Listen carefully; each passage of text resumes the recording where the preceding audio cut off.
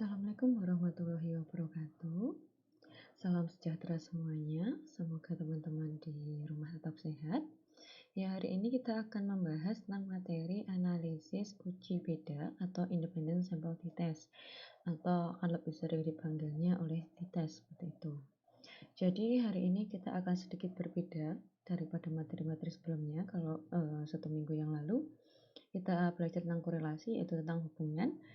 Hari ini kita akan belajar tentang analisis uji beda. Jadi kita akan membedakan nilai dua kelompok. Nah, teknik independent sample test ini sering juga disebut dengan t-score, t-ration ratio,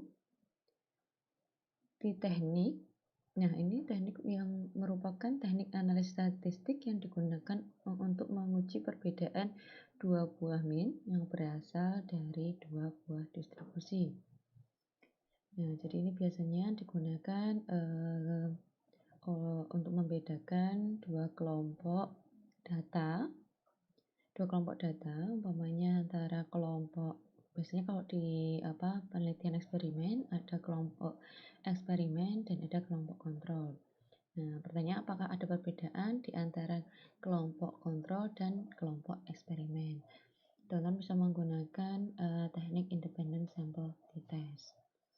Persyaratannya, jadi syaratnya sebelum kita melakukan uji beda atau uji t-test ini, yang pasti harus jenis data dari distribusi data yang akan kita analisis uji beda ini berupa interval atau rasio. Jadi jenis datanya harus interval atau rasio. Kemudian data berasal dari distribusi data yang normal. Jadi nanti data tersebut, tadi kalau ada data dari kelompok eksperimen atau kelompok kontrol, maka data dari kedua kelompok ini harus berdistribusi normal. Kemudian variasi antar dua sampel yang dibandingkan tidak berbeda secara signifikan atau berasal dari data yang homogen. Maksudnya data yang dari homogen, umpamanya teman-teman melakukan eksperimen pelatihan storytelling pada siswa SMA kelas 1A. Nah, umpamanya kelas 1, maka yang jadi kelompok eksperimen itu harus anak kelas 1A dan anak kelas 1B. Jadi maksudnya homogen adalah setara atau karakternya hampir sama, yaitu sama-sama anak SMA kelas 1. Nah, itu kita anggap bahwa dua sampel, yaitu sampel satu eksperimen yang satu kontrol, ini berasal dari populasi yang sama, yaitu sama-sama anak kelas 1 SMA. Kemudian data berasal dari dua sampel yang berbeda. Nah, maksudnya dari sampel yang berbeda ini kan beda kelas tadi. Yang anak kelompok eksperimen anak kelas 1A, yang satu yang kelompok kontrol dari kelas 1B. Sama-sama kelas 1 tapi beda kelas A dan B, seperti itu. Jadi kelompok sampelnya berbeda. Oke, kita langsung masuk kepada rumus independent sample t-test atau uji beda. Ya, ini T12, maksudnya 12 ini adalah kelompoknya, bahwa menunjukkan ada dua kelompok.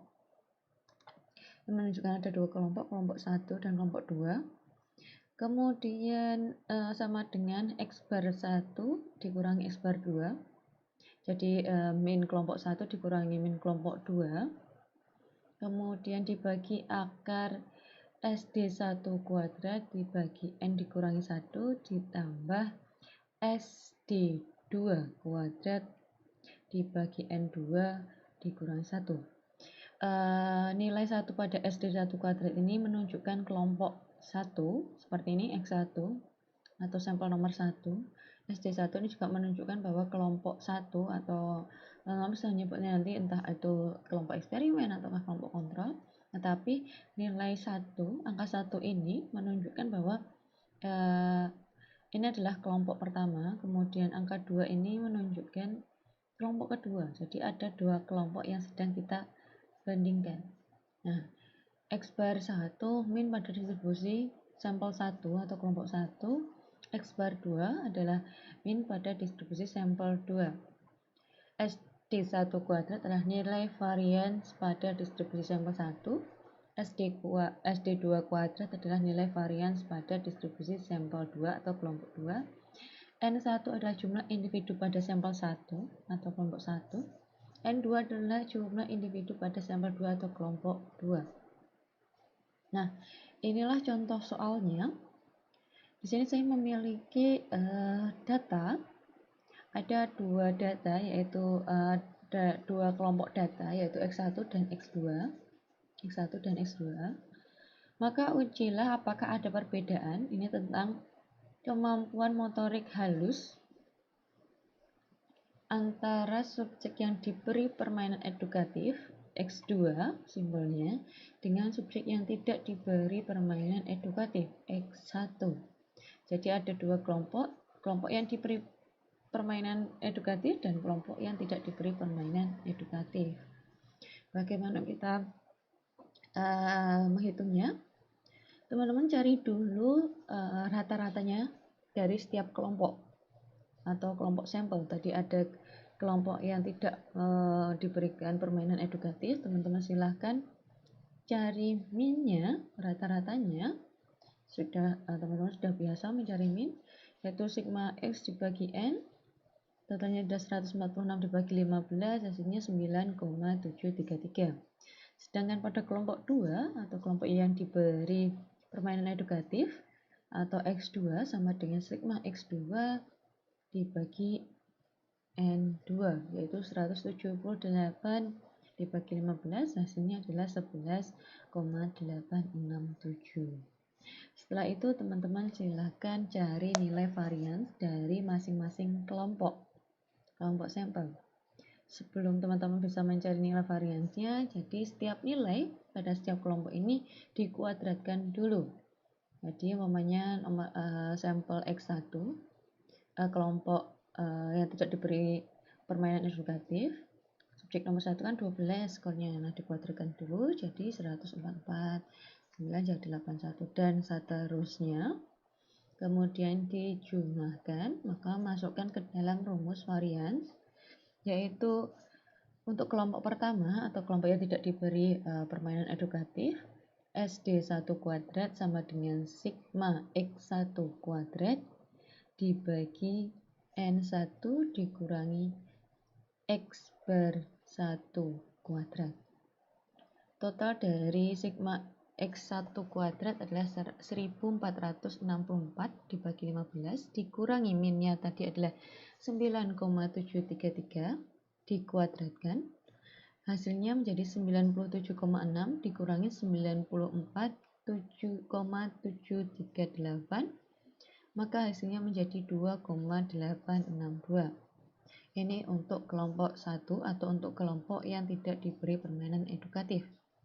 Sedangkan untuk varians kelompok 2 atau kelompok yang diberi permainan edukatif, yaitu SD2 kuadrat sama dengan sigma X2 kuadrat dibagi N2 dikurangi X per 2 kuadrat.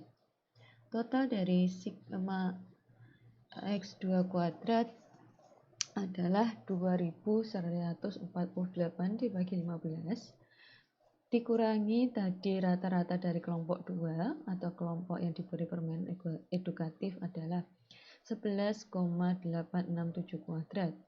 Hasilnya adalah 143,2 dikurangi 140,818, maka hasilnya 2,382. Ini adalah nilai varians dari masing-masing kelompok.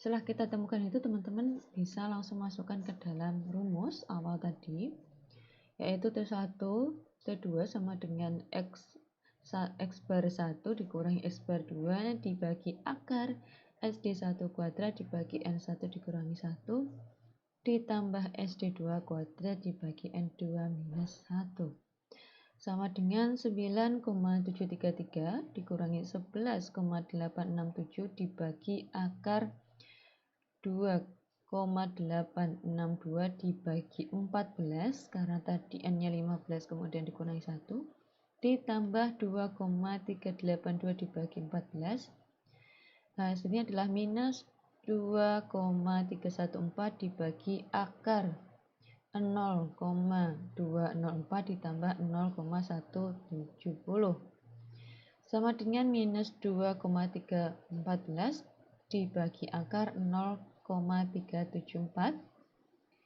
hasilnya menjadi minus 2,314 dibagi 0,612 menjadi minus 3,486.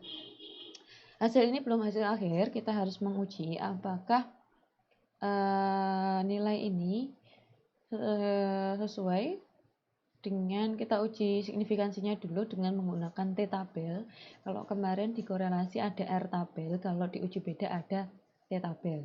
Sebelum kita masuk ke dalam T-tabel, ada yang berbeda. Kalau kemarin teman-teman belajar tentang R-tabel, kita akan belajar tentang T-tabel, tapi sebelumnya kita akan masuk ke derajat kebebasan.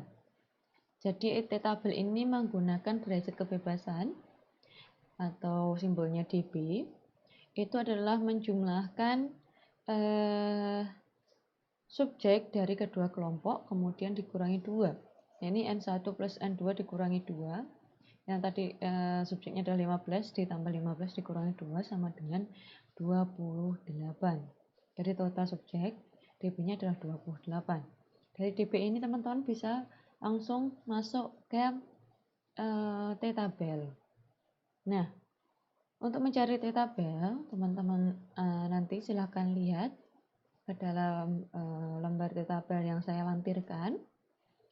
T-tabel ini kita harus mencari T-tabel 5% dan 1%. Nah, 5% ini kita cari dulu. dB itu yang menurun ke bawah ini, dB-nya tadi ada 28. Kemudian 5% itu sama dengan 0,050, teman-teman turun ke bawah dan kita cari titik potongnya antara dB dan angka 5%. Ternyata hasilnya adalah 2,048. Jadi nanti teman-teman gunakan 3 angka di belakang koma saja, yaitu 2,048 itu untuk T5%. Kemudian untuk T1%, sama cara membacanya, kita lihat dB-nya tadi ada 28, kemudian 1% itu adalah 0,010 atau 0,010. Cari titik potong antara dB dan 1%, maka hasilnya adalah 2,763. Sehingga T-tabel untuk 1% adalah 2,763. Nah, angka inilah yang akan kita jadikan patokan untuk melakukan uji signifikansi. Hampir sama dengan di korelasi, kita harus menguji signifikansi juga. Di uji beda ini kita juga harus melakukan uji signifikansi. Uji signifikansi ini berlaku untuk nilai mutlak dari T12. Apabila nilai dari T12 itu lebih besar dari T5%, maka dinyatakan data tersebut atau analisis tersebut adalah signifikan. Kemudian kalau T12 itu lebih dari T1%, maka bisa dinyatakan sebagai sangat signifikan. Dan apabila T12 itu kurang dari atau sama dengan T5%, maka dinyatakan tidak signifikan. Tadi nilai kita adalah minus 3,486. Jadi dari sana kita dapat menarik kesimpulan bahwa dari perhitungan tadi T12 kita adalah minus 3,486.